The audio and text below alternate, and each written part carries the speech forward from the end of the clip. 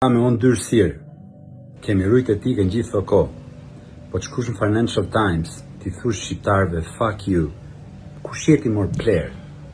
Më quan videon e këtij djalit dhe përpara sa të dëgjoja sharjet, ndjeva se këlldinë e tij. Pyeta për të.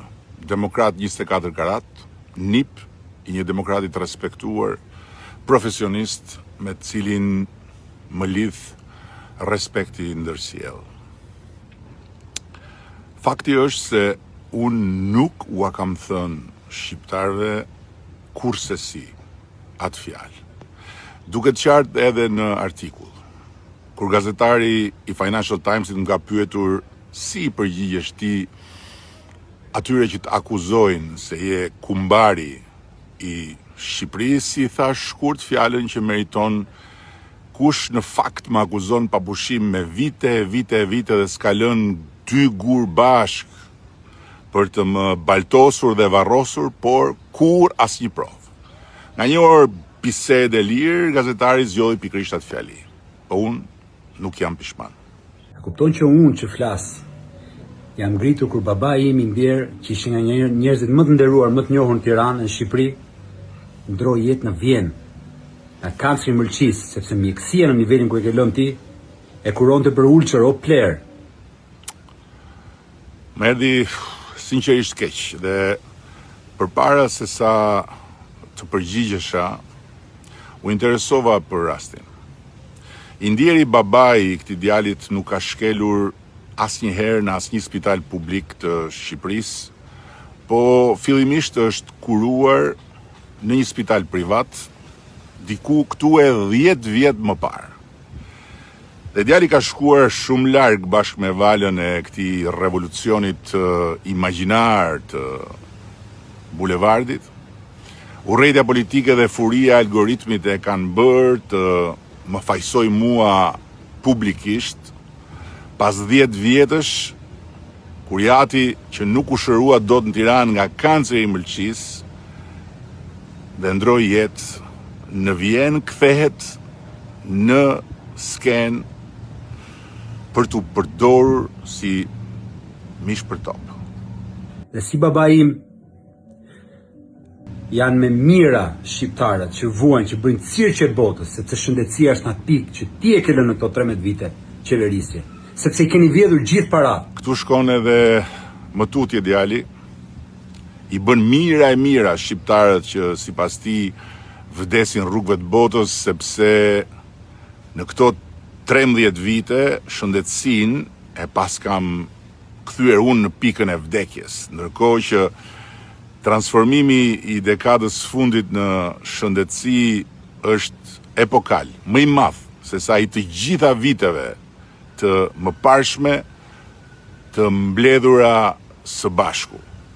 Dhe këtë nuk e them unë, po e thonë faktet, ndërsa unë them po, shëndetësia ka nevojë për shumë, më shumë akoma. Dhe ti ke guxim të thuash popullit fuck you, po populli ta ka thënë me kohë çat keq ku ti maj pragu derës. Mos e kruaj me popullin, mos i jep gojës, ik një orë më parë, bollu talle me njerëzit, bolli linçove njerëzit një nga një. Jo popullit, jo.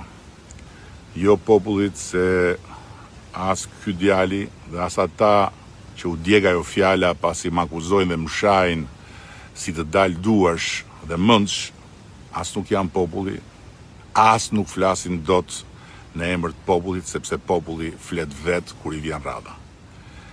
Dhe ka folur kur ishte dita, do flas përsëri kur t'i vi dita, ndërsa ata njerëzit një nga një askush nuk i ka linçuar.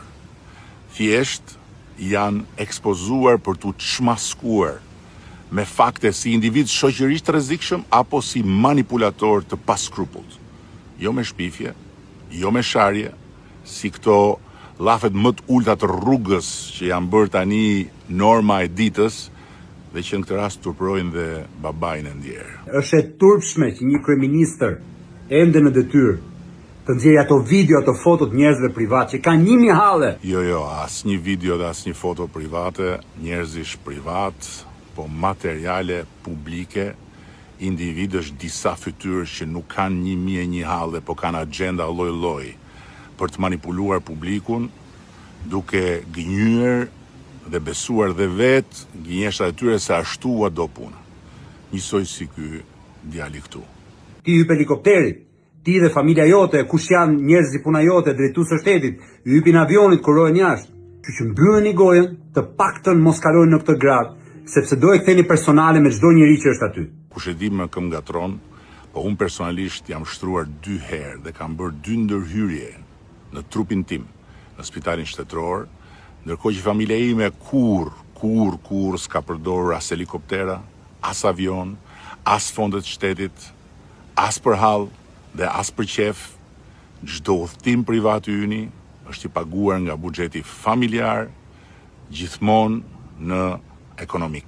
Tani është momenti të japësh dorëheqjen dhe qytetarët ta marrin Shqipërinë në dorë siç i takon, për një Shqipëri pa korrupsion, ku qytetarët nuk duhet shkojnë çdo të cep botës të kurohen, sepse ti e ke lënë mjekësinë në këtë pikë. Jo. Jo, sepse unë jam i lidhur me një kontratë me tjetër kënd, që quhet Populli Sovran i Shqipërisë, me cilin kam firmosur deri në 2029. Dhe dua t'i siguroj këtu të gjithë ata që janë sinqerisht dhe nuk kanë parti apo para nga pas për të yshtur këtë protestë, se unë nuk i ngatroj shqetësimet, hallet dhe zemrimin e tyre me këto personazhe të padinjitetshme që turprojnë me xhelisin ton publik, por me të neutralizuar një të keqe shumë të madhe dhe me shumë koka që e ka kapur përfyti protestën, pa diskutim, që unë do të kthehem drejt masës domethënëse të njerëzve. Të njerëzve pavarësisht nga çfarë ka e vinë që duan dëgjohen, dhe do t'ju them se çfarë kanë kuptuar nga gjithë kjo nevojë e tyre për të protestuar dhe si mendoj unë se duhen adresuar ato që së brendshmi, sinqerisht, i thrasin njerëzit drejt protestës, drejt nevojës për të dëgjuar dhe po ashtu drejt admirimit për ata që protestojnë edhe në emër të tyre pikërisht për arsye të kësaj nevoje.